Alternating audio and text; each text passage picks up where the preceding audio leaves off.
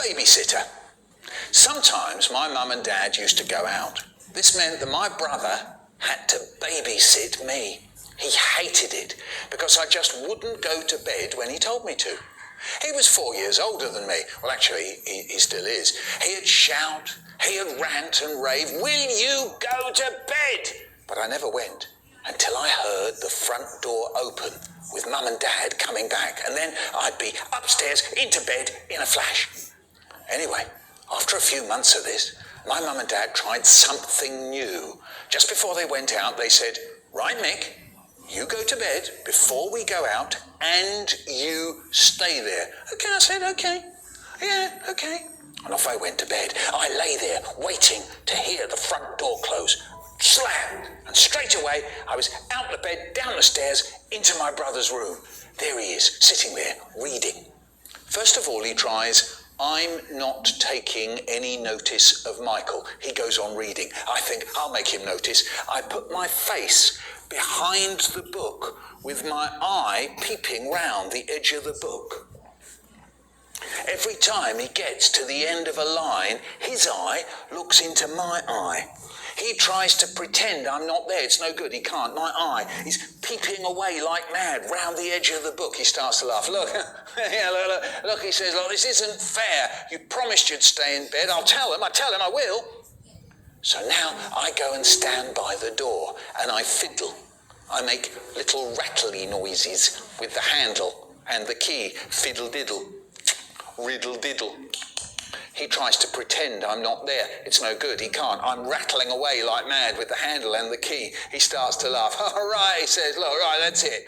He sounds like he's going to really do for me. So now he tries, "I'm going to be so boring, Michael will get so fed up, he'll go back to bed." He starts up a chant. "Go to bed, go to bed, go to bed, go to bed, go to bed, go to bed, go to bed." He doesn't stop. "Go to bed, go to bed, go to bed, go to bed." He goes on for ages. "Go to bed, go to bed, go to bed." I try to talk to him.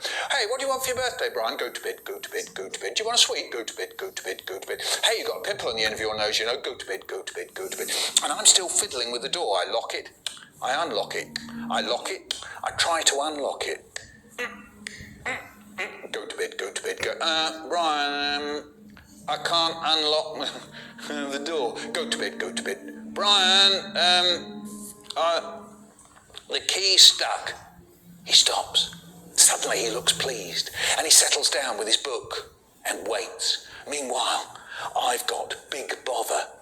They're going to come back and find me here, and I've got out of bed and I've come in his room and I've locked the door and it's really late and it's all my fault. I try and I get that key to work. Fiddle, riddle, diddle, diddle, fiddle, riddle, diddle, diddle. For 3 hours I'm at it, and all the time my brother is not taking any notice of Michael. The front door opens. "Hello," my mum calls out. She gets to my brother's door. "Did Michael stay in bed all right?" She's trying to turn the handle. "Let us in, Brian," says my dad cheerily. No answer from us inside. My brother is waiting for me to say something. I'm hoping he'll say something. We're looking at each other.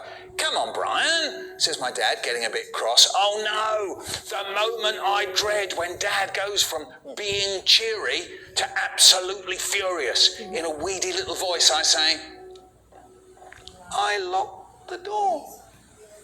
That really winds them up. There's my mum. "Is that you, Michael? You still up? You promised you'd stay in bed. It isn't fair on Brian." And there's my dad, and he's roaring, "Would you believe it, the little pig? And the door's jammed. I'll have to break it down. God, when I get inside, he's going to be in for big trouble." And me, I'm standing there all shaky and sorry and shuddery. But my brother, what's he doing? He's smiling all over his big face. Yeah, he took the key out, passed it under the door, and they opened it, and I dashed out off to bed faster than an electronic rabbit.